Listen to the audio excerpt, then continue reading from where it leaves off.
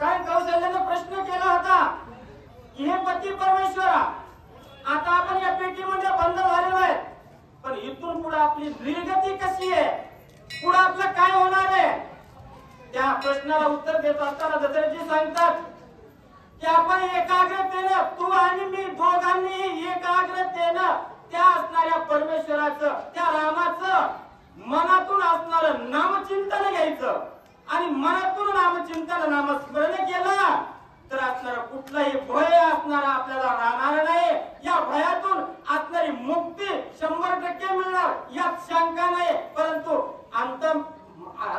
अंतरात्म्यापासून असणाऱ्या त्या भगवंताचं चिंतन केलं पाहिजे.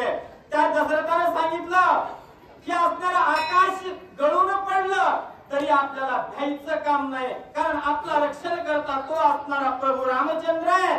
असे असणारे दशरथजी आपल्या पत्नीला विचारलेल्या प्रश्नाला उत्तर देतात. ऐकता राम नाम गोष्टी विघ्ने फळती बारावाटी, भिवू नको गोरटी सुख संतुष्टी श्रीरामे. काहीच कारण नाहीये.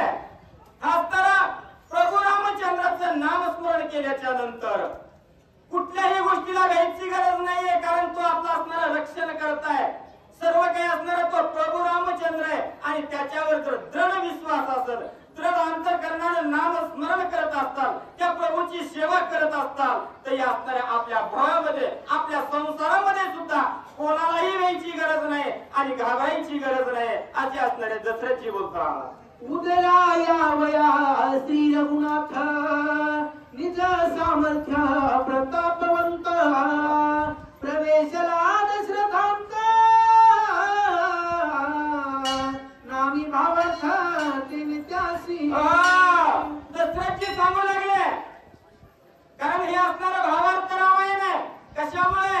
आपल्या असणाऱ्या उदरामधून आपल्या पोटी प्रभू रामचंद्राचा जन्म होणार आहे आणि त्याच्यामुळे असणारं आपल्याला घ्यायचं कारण नाहीये. हे असणारं अगोदर ज्यावेळेस समुद्रामध्ये पडली ती पुष्टी पाठी भेटली, त्याच्या आधाराने कडेवरती आले, हे तेव्हापासून असणारं या प्रभू रामचंद्राचं असणारं वास्तव्य या दशरथाच्या अंतःकरणामध्ये झालेलं होतं. म्हणून करता आतापर्यंत त्यांनी आपल्याला तारलं, आता आपल्याला घ्यायची गरज नाही. पुन्हा पुन्हा दशरथजी बोलतात.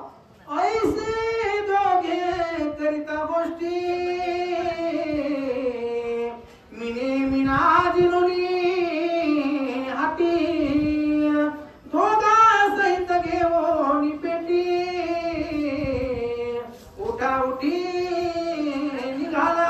दोघांचं संभाषण संपलं आणि हे असणारे मीना आणि मीन या दोघांचं जे भांडण लागलं होतं, त्या भांडणामध्ये पेटी कडेवरती ठेवलेली होती, त्यांचं भांडण मिटलं आणि पुन्हा असणारी ती पेटी या दोन्ही माशांनी आपल्या दाड्यामध्ये घेतली आणि पुन्हा समुद्रामध्ये प्रवेश केला. ब्रह्मयासी पुसे रावण कौशल्या लग्न समय कोण, आजींचे होते संधान लागले लग्न दशरथाशी. या दोघांनी आपल्या असणाऱ्या पेटी दाड्यामध्ये धरली आणि निघून गेले.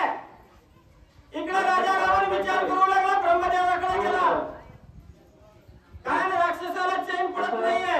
या गावचं घोषण गुरुवर्य दादा मला चालवायचं. याने असणारा ब्रह्मदेवाकडे राजा रावण गेला आणि विचारू लागला, हे असणारे ब्रह्मदेवा, या असणाऱ्या राजा दशरथाचा आणि कौशल्याची लग्न तिथी आजची होती आणि त्यांच्या लग्नाचं कोणतं